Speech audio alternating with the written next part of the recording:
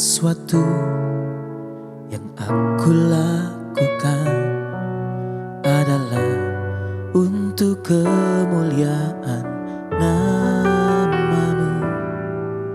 Sampai akhir nanti kan selalu ku ingat bahwa semuanya ini bukan tentang diriku.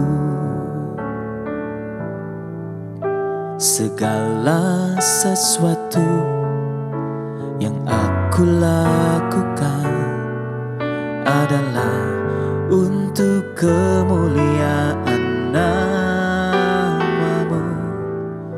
Sampai akhir nanti kan selalu ku ingat bahwa semuanya ini bukan tentang diriku. Semua tentang Yesus. Semua adalah tentang-Mu. Sembah dan pujian dan kehidupanku adalah tentang Yesus. Semua tentang Yesus. Semua adalah tentang-Mu. Pencapaian hidupku dan jerih lelahku adalah tentang Yesus.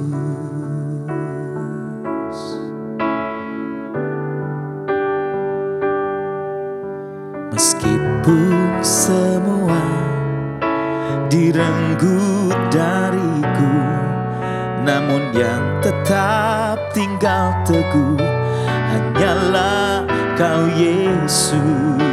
Oh, semua tentang Yesus. Semua adalah tentang-Mu. Sembah dan pujian dan kehidupanku adalah tentang Yesus. Semua tentang Yesus. Semua adalah tentang-Mu.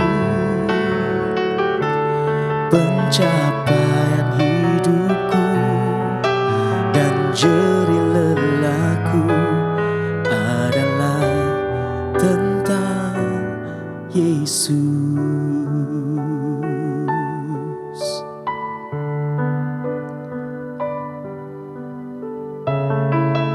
Apapun yang mampu kami buat dalam kehidupan ini,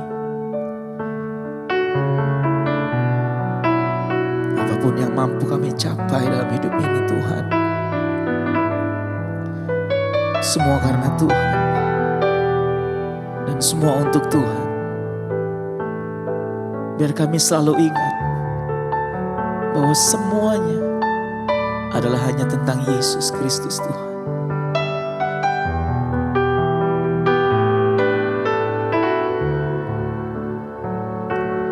Pencapaian hidupku dan jerih lelahku adalah tentang Yesus. Oh, semua tentang Yesus.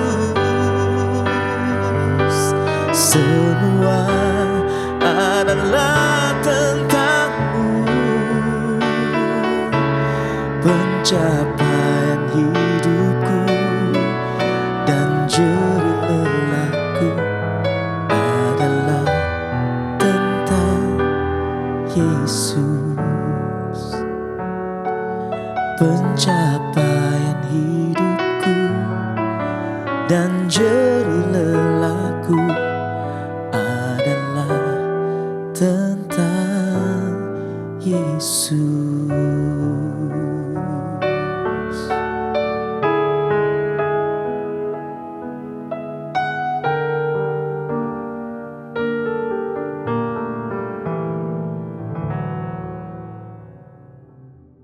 Shalom saudara, pembacaan firman Tuhan hari ini terambil dari Hakim-Hakim pasal yang ke-10. Hakim-Hakim ini seru ceritanya saudara, banyak cerita-cerita seru di sini, pahlawan-pahlawan Tuhan.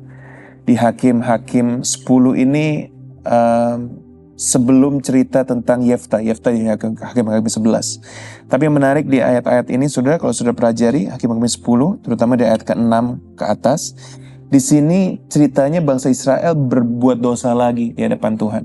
Ya, lalu Tuhan kirimkan mereka dijajah dengan dua bangsa, Filistin dan Amon. Terus mereka bertobat. Nah ini ada cerita yang menarik, sudah ada dua cerita pertobatan. Saya bacakan ayat 10 sampai ayat 16 saudara ya. Lalu berserulah orang Israel pada Tuhan, katanya kami telah berbuat dosa terhadap engkau, sebab kami telah meninggalkan Allah kami lalu beribadah kepada para Baal. Terus ayat 11 respon Tuhan waktu mereka menyesal kan.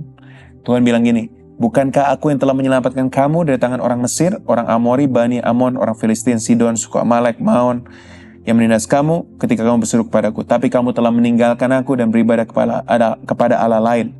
Sebab itu Tuhan bilang, aku tidak akan menyelamatkan kamu lagi. Ada sindiran Tuhan juga di ayat 14. Pergi sajalah berseru kepada para Allah yang telah kamu pilih itu, biar mereka lah yang menyelamatkan kamu pada waktu kamu terdesak. Jadi pertobatan yang pertama hanyalah penyesalan. Dia cuma nyesel aja, mungkin nangis juga, saudara ya. Dan berdoa. Tapi tidak ada perubahan. Maka respon Tuhan juga, ya sudah. Kalau kamu cuma nyesel, forget it. Right? It's no action, talk only. It's just tears. It's just perasaan saja. Nah baru ini berbeda nih, ayat 15. Kata orang Israel kepada Tuhan, kami telah berbuat dosa. Lakukanlah kepada kami segala yang baik di matamu. Hanya tolonglah kiranya kami sekarang ini. Kunci di ayat 16 saudara. Dan mereka menjauhkan para Allah asing dari tengah-tengah mereka, lalu beribadah kepada Tuhan. Maka Tuhan tidak dapat lagi menahan hatinya melihat kesukaran mereka. Keren.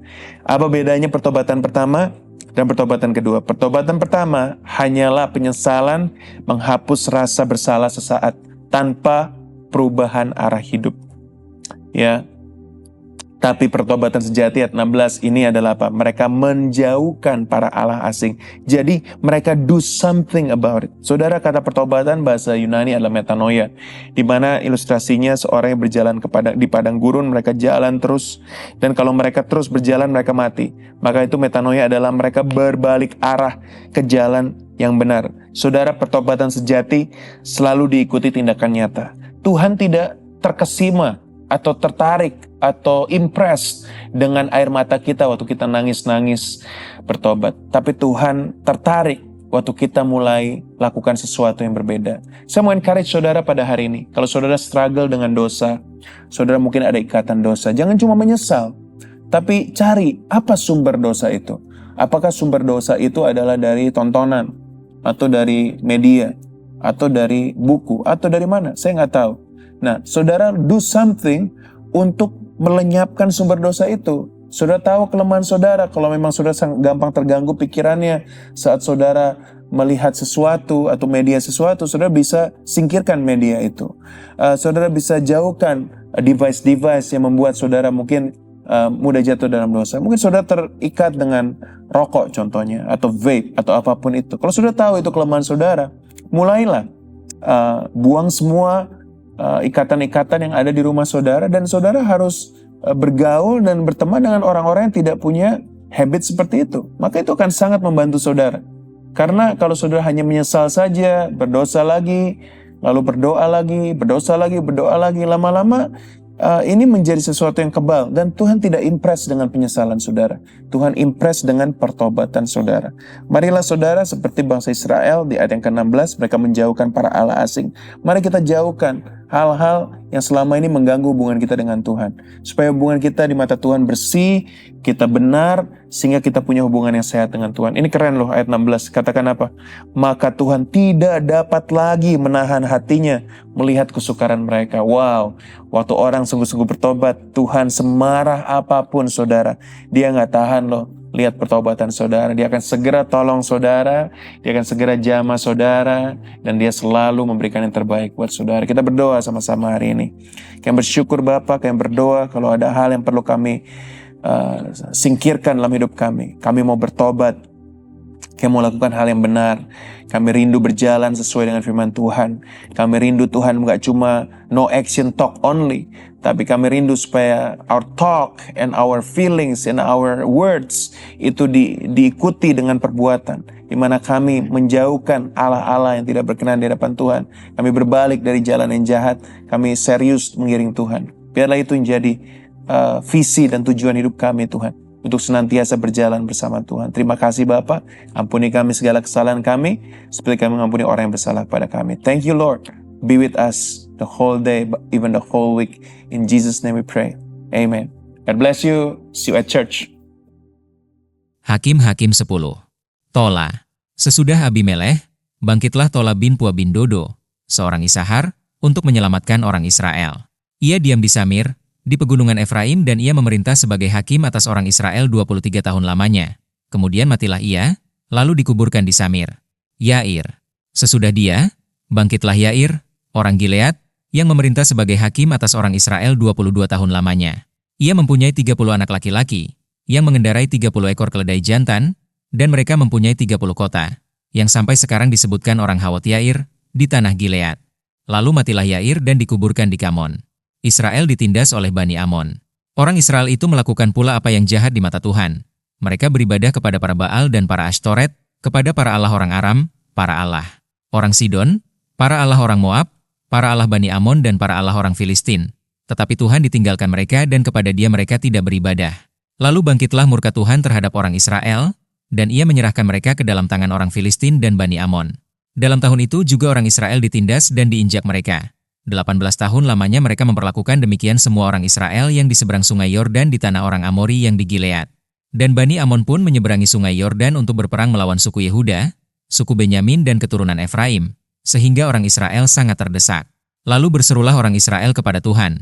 Katanya, kami telah berbuat dosa terhadap Engkau, sebab kami telah meninggalkan Allah kami lalu beribadah kepada para Baal. Tetapi firman Tuhan kepada orang Israel, bukankah aku yang telah menyelamatkan kamu dari tangan orang Mesir, orang Amori, Bani Amon, orang Filistin, orang Sidon, suku Amalek, dan suku Maon yang menindas kamu, ketika kamu berseru kepadaku? Tetapi kamu telah meninggalkan aku dan beribadah kepada Allah lain. Sebab itu aku tidak akan menyelamatkan kamu lagi. Pergi sajalah berseru kepada para Allah yang telah kamu pilih itu, biar merekalah yang menyelamatkan kamu, pada waktu kamu terdesak. Kata orang Israel kepada Tuhan, kami telah berbuat dosa. Lakukanlah kepada kami segala yang baik di matamu. Hanya tolonglah kiranya kami sekarang ini. Dan mereka menjauhkan para allah asing dari tengah-tengah mereka, lalu mereka beribadah kepada Tuhan. Maka Tuhan tidak dapat lagi menahan hatinya melihat kesukaran mereka. Kemudian Bani Amon dikerahkan dan berkemah di Gilead, sedang orang Israel berkumpul dan berkemah di Mispa. Maka para pemimpin bangsa di Gilead berkata seorang kepada yang lain, siapakah orang yang berani memulai peperangan melawan Bani Amon itu? Dialah yang harus menjadi kepala atas seluruh penduduk Gilead.